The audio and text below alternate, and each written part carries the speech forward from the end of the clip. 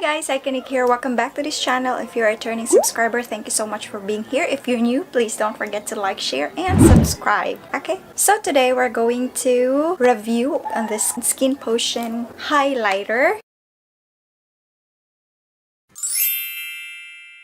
It says here it is a highlight palette.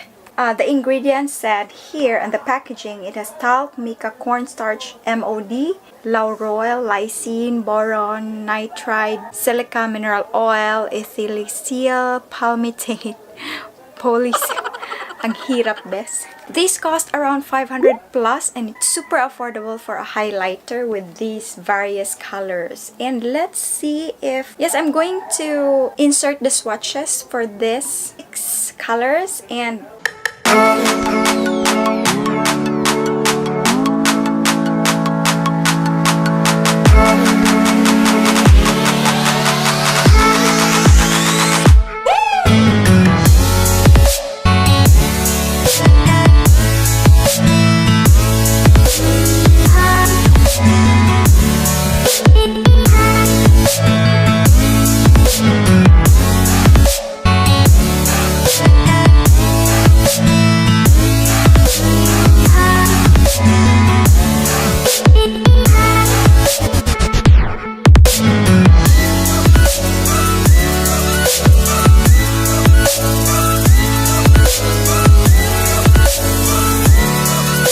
We're going to try this one as our highlighter today. Okay.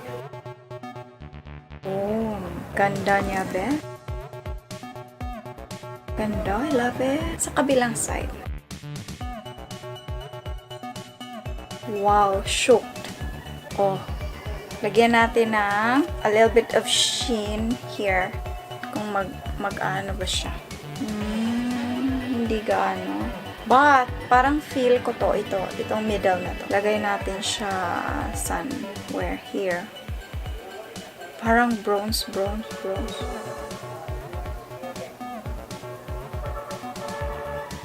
Yan. Ganda. This one and this one is my super favorite. Parang maganda siya gawing parang eyeshadow.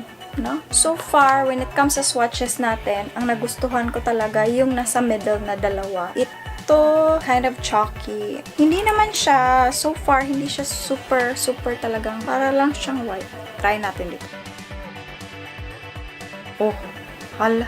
Parang sa personal, hindi siya nag-glow, pero sa camera, parang super pigment, niya, super glowing niya. Ganyan natin dito. Oh my God. Ang ganda niya tingnan. Ang ganda ng niya sa camera. Pero in real life, ang ganda din naman. I'm not really a highlighter girl, you know. Pero so far, ito lang first, para siyang chalky.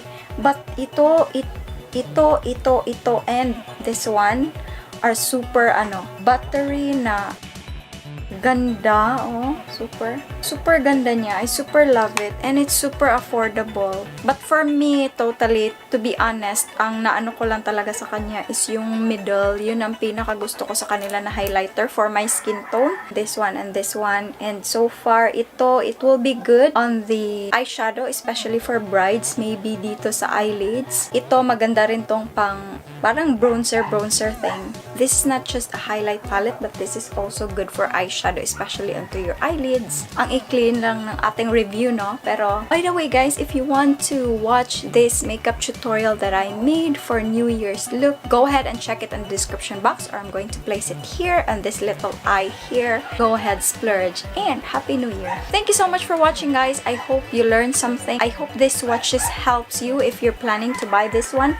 This one is from Skin Potion and it's super affordable. I tell you guys, 6 colors in just one palette and super pigmented highlighters. You have a lot of variations of choices. If you're a morena, you can have it here. If you're pale, then you can use any of these colors. And if you're a woman in color talaga, so this one is really good for you. So again, thank you so much for watching. I hope you enjoy and like this video, and don't forget to share this to your friends. Bye-bye! Saranghe!